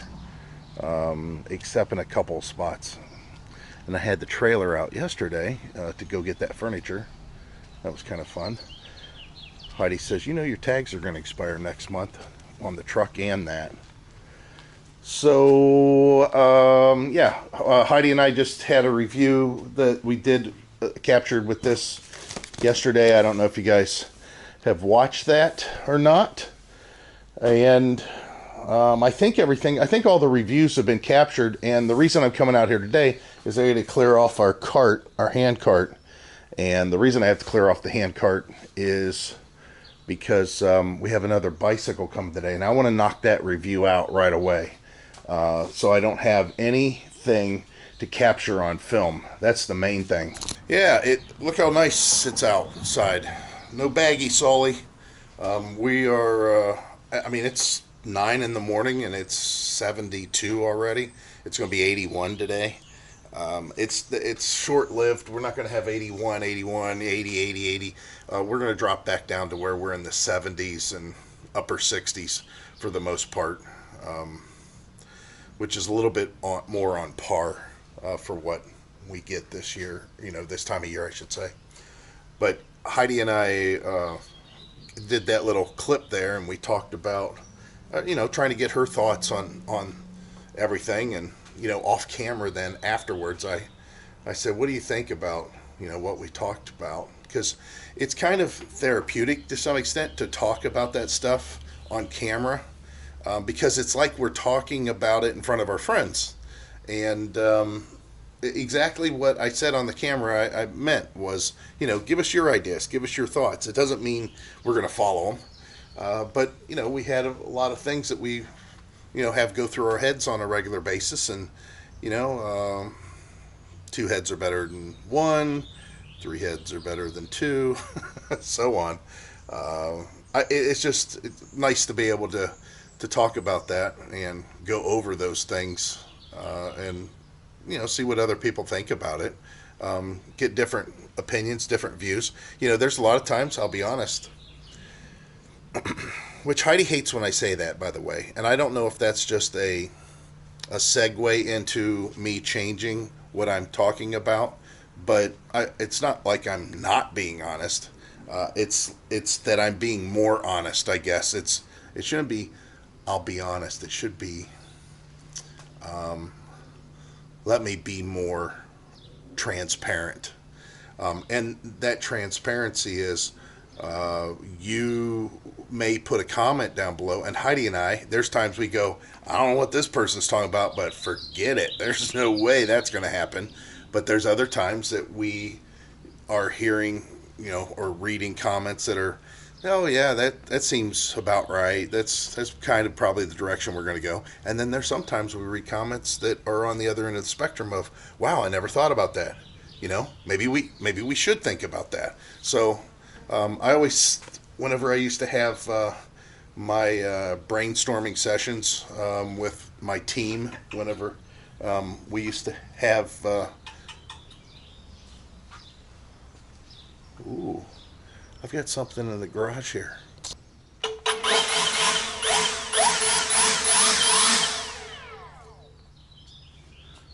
And it did sound like it was inside the garage.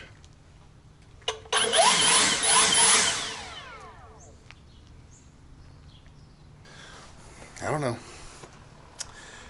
So there's a lot of times that, like I said, you'll say something that we are like, I never thought about that. And it's good for us to see those comments and try to, you know, get a game plan based on that stuff. But her and I are still, you know, I learned a valuable lesson, I guess. And people learn this, you know, in life whenever they get older. So what I'm saying is probably no revelation, but I know that, for example, when Heidi and I don't have a definite direction on what we want to do, it's best just not, you know, don't force it if it doesn't come naturally. You should have an aha moment if you're going to make a big change. So when we went full time in the RV, it was like an aha moment. It was like, oh man, you know what? We could live full time in our RV. We could, there's nothing stopping us, that we could actually sell our house, and we could, it was an aha moment. We could just hit the road and travel. That was an aha moment.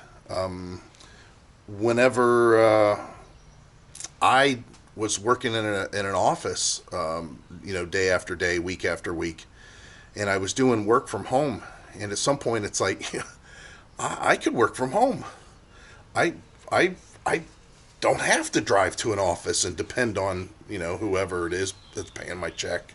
That was an aha moment. So some of them are bigger than others. Some of them are smaller, aha moments. And that's kind of what we're looking for here, is just an idea, a little B again, just an idea of what we want to do, what we think we want to do. And it doesn't necessarily mean that we're going to force ourselves into that situation. We're not. We need to find something that just clicks, something that makes sense, something that tells us, what, that probably would be something we want to look into and go do. That's all. I'm going to fight this bee and find out what that noise was over there. See if I can get bit today and go get rabies shots. If it's a raccoon, I'm going to be ticked, because there's been a raccoon that I cannot get that is in this property, and our grandson comes over. I've talked about this plenty of times before. All my life, I've never seen a rabid animal except raccoons twice. So it's one of those animals I don't like having around. And the fact that we had a groundhog the other day that was on our porch, it was like in the morning. It wasn't even like early in the morning. And I don't know what it was looking for. Hello YouTube, welcome to RV Daydream. This is what we're doing. It's a new day.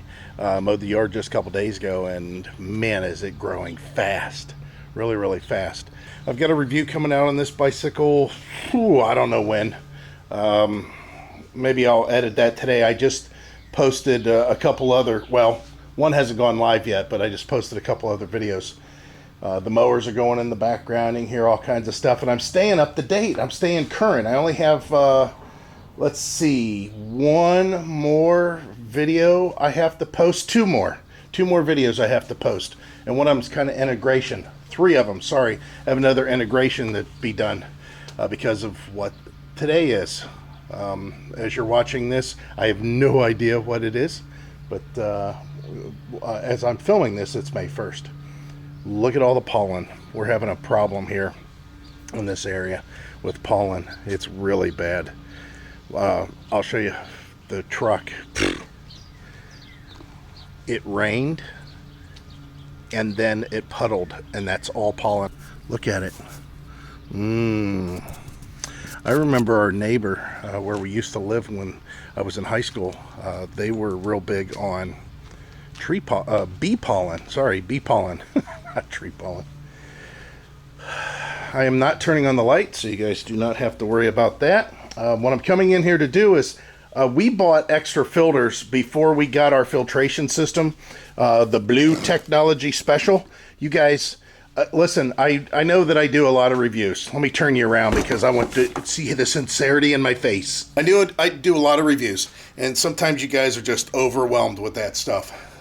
There are a few things, and I'll go over them off the top of my head, that I firmly believe as an RVer would be a very beneficial thing for you guys to have. Some of this might border on nicety, but that Blue Technology water filtration system that we had, exceptional. Now, it used to be that for a little bit cheaper you could get that clear source that we did a review on that. If you want to go back and look at those reviews, I still like the Blue Technology better. Their packaging, everything about it was better, especially their hoses.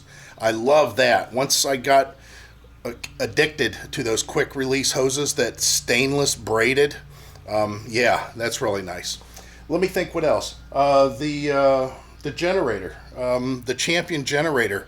If you're going to just throw it in the back of your vehicle and you want to power your RV at least to the 30 amp area, yeah, a Champion. We got the old dual fuel because it sets lower and I could get it underneath the rolling tonneau cover.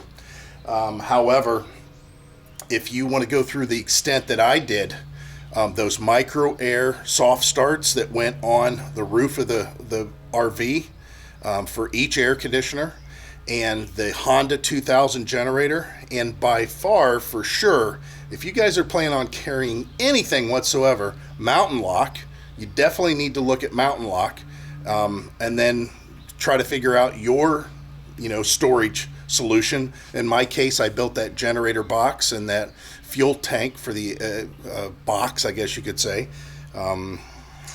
Definitely. I know I'm going to forget some stuff. That's why I'm kind of looking around here. Of course, on the road, we had the WeBoost system for getting internet whenever we were out quite a ways. So with that said, the EasyCom, system that we had with the internet, the most recent one that I reviewed, awesome. I mean, it's perfect. You've got 4 different carriers that it picks from as you travel. I mean, that's ideal. I mean, we had basically unlimited internet while we were on the road. I don't think technically he's allowed to say it's unlimited, but it might as well. I mean, I never had an issue, and I use a lot. Let me think, what else? What else do we have? Oh, well, towing an RV, a travel trailer, I'll have to say that Pro Pride was a pretty good idea. I was very, very happy with that, and I think that was a much needed thing. Let's see, what else are we lacking here that I'm forgetting as far as... I'm sure it'll come to me. Oh, I know what it was. The Power Watchdog, and in our case, the Hughes Autoformer. Man, I love that Autoformer. We went into a lot of campgrounds and we ran a lot of electricity, and we never had a problem because of that. But the Power Watchdog, of course, that's a no-brainer. Like I said, I'm sure there's other stuff that I'm forgetting, but right now that's all I can come up with. And I want to tell you why I'm talking about these things. Before we bought that awesome Blue Technology water filtration system, we were dorking around with quite a few different water filters. And that's why we have this 4-pack. We bought it on sale somewhere. And, it does okay. I mean, it does all right. But I'll tell you what it's going to do real well for. All that pollen's on the vehicles means that we're going to have to wash our cars here at some point in time, and I'm going to rig one of these up and put it on our hose so it filters the city water, so I don't leave so many water spots on the truck, and this will do the job. So Heidi's balloon got out the door, and there it goes, so far away.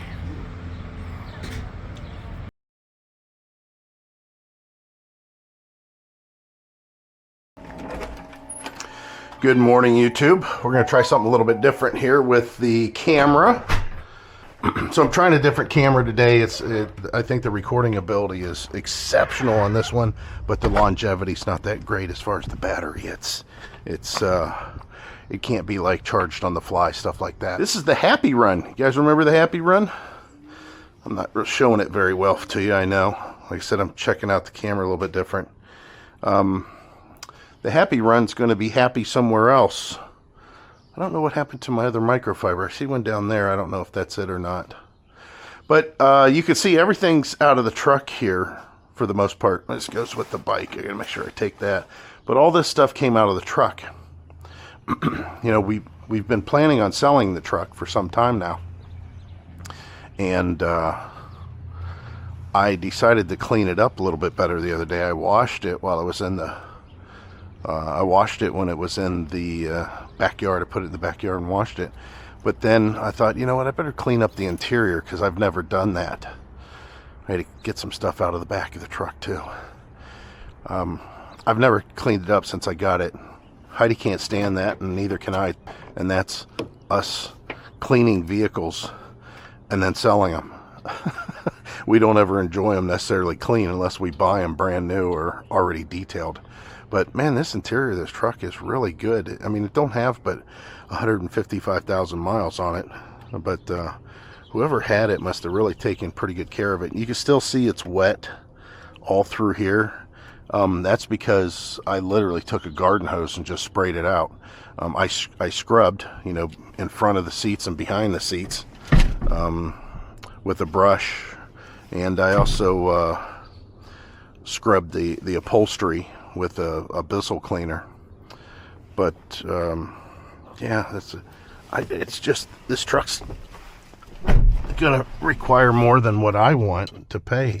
For example, the truck starts, runs, drives.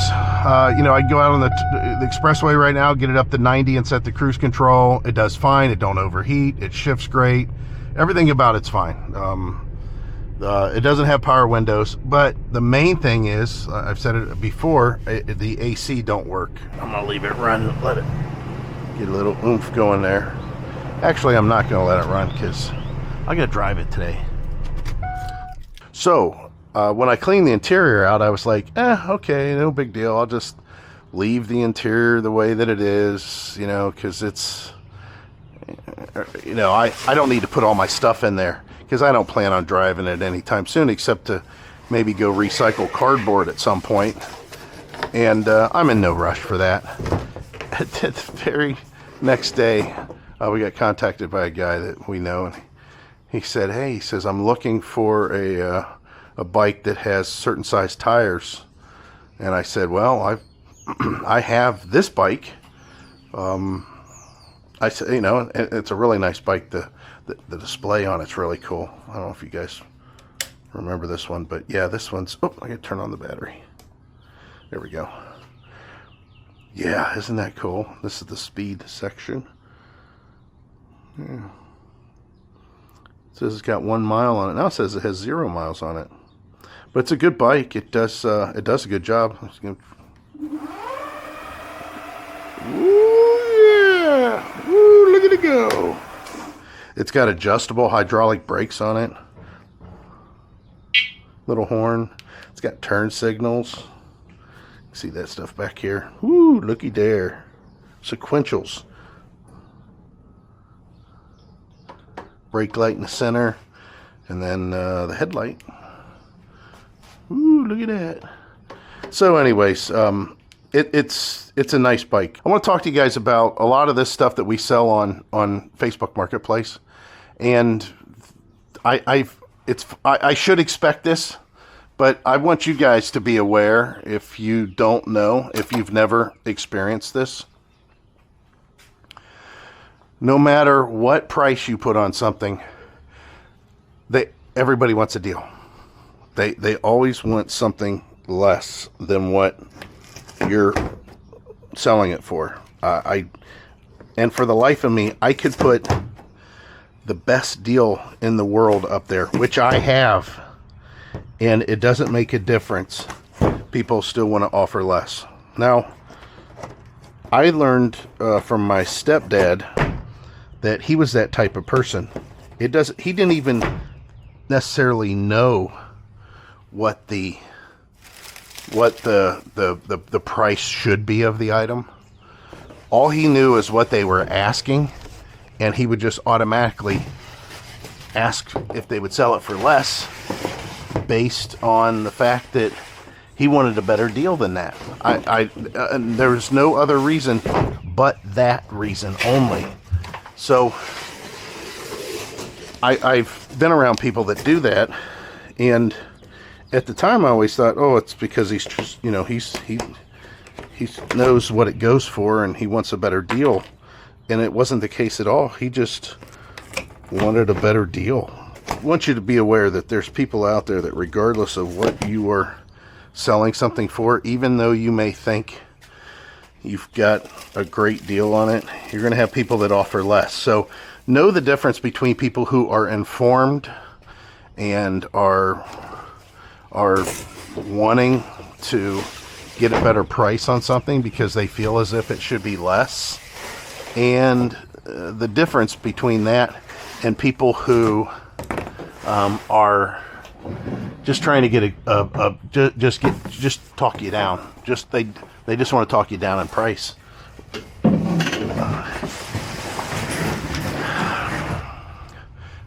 And I'll give you an example. There was a guy that came, really nice guy too. I enjoyed talking with him and everything. There was a guy that came here and bought a scooter that currently retails for $1,000, almost $1,000 on the website, on their website right now, and anywhere in the country. If you want to buy this scooter, it's like $900. With shipping, tax, or whatever, you might be into, over $1,000 or close to $1,000. So we had this scooter for sale, and we had some people come out and look at it. One guy wanted to try to fit it in the back of his Corvette. That was kind of dumb. But we had people come out and look at it. And for whatever reason, this scooter, because its top speed was only 20 miles an hour, people didn't want it. Now, don't get me wrong, I didn't like it because its top speed was only 20 miles an hour. I thought it should be more. It has like a 1200 watt motor. Its top speed was only 20 miles an hour. And you had to unlock that to get that. If not, it would only do like, 12 miles an hour. So the scooter was tall, it was comfortable, it had real good suspension, it had just real nice hand grips, it was real refined, it was just built very well, it just looked great, had a great display on it, it had an app that you could make adjustments with it, security wise. You could make it to where when you walk away so many feet it would lock itself up and you couldn't push it. And it would beep if somebody tried to move it. It was a good scooter, it was a really good scooter. Now, Heidi, she got tired of seeing it here. I mean, I don't know how else to describe it, but she got tired of seeing that scooter on Facebook Marketplace. And it had been one of the longest items, one of the items that we've had the longest. Let me just put it that way. So she asked me over the last year, do you want to, mark this down? Yeah, go ahead and mark it down. Do you want to mark it down? Yeah, go ahead and mark it down.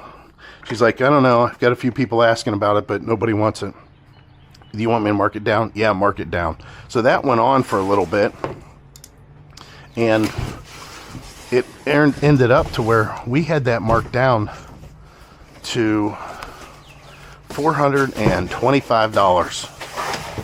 Half the price of what it's selling for, and it only had 4 miles on it because I did a few laps with that thing. 4 miles, and we had it marked down to half the price of what it was selling for. Even with that, this guy called up and knew it was a good deal. He knew he had a good deal, or that that we were offering it at a fair price. So he talked about it.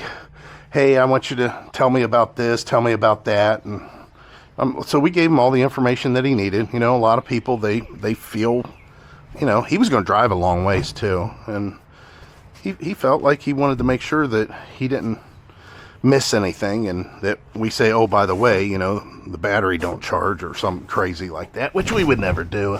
We would always disclose that kind of stuff, which I've never had that problem anyways. So he finally said, okay, I think I'm going to, I'll give you a call whenever I'm going to come out tomorrow. I'm like, all right, this is going on long enough. Tomorrow, we can wait till tomorrow. And sure enough, he called us and he says, okay, now I want to make sure that it's this type of scooter. And we're like, yeah, that's the one. That's the scooter. And then he said, okay, let me coming out. Is there any chance you could take another $25 off? I mean, it's almost like you want to tell him, What for? What's the reason that you want me to take another $25 off? What possible, you know, it's brand new. It's half the price of what it's selling for. You could potentially, I would assume, register it and get a warranty. I don't know. I honestly don't know.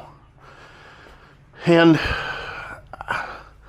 I told Heidi at that point, because we had it so long, I'm like, just do it. Just do it. We need to get rid of it. I'm tired of seeing it. So we did. And I think it's one of those things, again, that these people just, they want this unbelievable deal. They want a deal that can't be disputed, I guess you could say.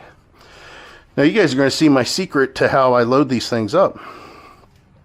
Because we used to have mopeds, and if you guys don't know that, go back and check out our videos. We show moped tours or rides through parks and stuff that we used to do. But we used to have mopeds because before electric bikes really got to the point where they became feasible, that was the way to go. You know, you didn't have to have insurance. And uh-oh, FedEx is delivering here. No. Good. But anyways, this is the way I used to load our mopeds up. I used to stand them up, though, because they had gas in them. This don't have gas, so I can do that. How nice is that? So, the only thing I did wrong is the pedal's a little weird there. And the top's kind of tall, so I got to kind of do a weird balance here. Maybe I'll put a bungee cord here. We don't have to drive very far, and I'm not going to this guy's house till 6 tonight. Heidi's closing the store tonight. As you're watching this video, it is Friday for me here now, and it's going to seem strange because our son is over in, well, he's on a bus. We'll see where he's at. How about that? In Frederick, Pennsylvania. I'm sorry, Frederick, Maryland. Yeah, he's in Maryland. Doot doot. So I found this shortfall of that little battery. You can see that was it. That's all I could record. I was kind of getting an idea of what it could do. So now I'm holding the camera. Anyways, I think it's a girlfriend that he's going to go see, and he's going to be gone for maybe a week. So I got the joint to myself today. I don't like it. I like it when, I don't mind when our son's here, you know, that's kind of cool, but I don't like when Heidi's not here during when it's not our working hours. So even though it don't look like it right now, I am working. I'm getting content that I'm going to butcher up and try to shorten up to make it a little bit entertaining. But I need to put some stuff, like I was saying, back in the truck so I could drive it and feel comfortable, you know, like my GPS. It's funny because I have this dash cam out of the old truck, and I've never installed it in the truck. I'm not going to install it, you know, as it stands now. But I need to put like the armrest back in there. My phone mount, the GPS mount, which is just the windshield thing, and anyways, and the armrest for the door, just so I could drive more comfortably. But yeah, that's what we're doing. I say today's a nice day. It's going to be in the lower 80s. This is summer weather for us, and it's not summer yet. We should be only highs in the 70s, and our lows should be in the mid 40s. Our lows have been in the upper 50s, low 60s, and the highs have been in the 80s. So a little bit different than what we're accustomed to. Yeah, I better mow because we've got a few days of rain. I don't know how many, but we got a few days of rain in a row. So that's what I'm going to do today, and we'll pick this up some other time. By the way, we just got an estimate for our roof, or actually 2 estimates for our roof. for the garage and the house, and they're going to do an extra vent, a low vent, not a soffit vent, but a low vent on the roof. And then they're going to go to a much better baffled ridge vent, and they're going to put that same vent all the way across on the front. And let me think, there was something else. Oh, and they're going to redo all the flashing, obviously, that the guy stole from us, or stole off the house before we took ownership of it. And then we're still trying to find somebody to come do our fence. It's getting to the point where I might have to buy a post hole digger and do it myself. I mean, there's not that many poles, but I'm not the person I used to be as far as being able to hand dig holes, especially when there's roots involved, and also the old poles having concrete involved. I don't know if I could straighten them. I might be able to just, take the hose over there and saturate the ground around the poles, and then using a come along, maybe straightening them out to a certain extent to where we could bolt up new panels. All these things are options. That's the craziest bird I've ever seen.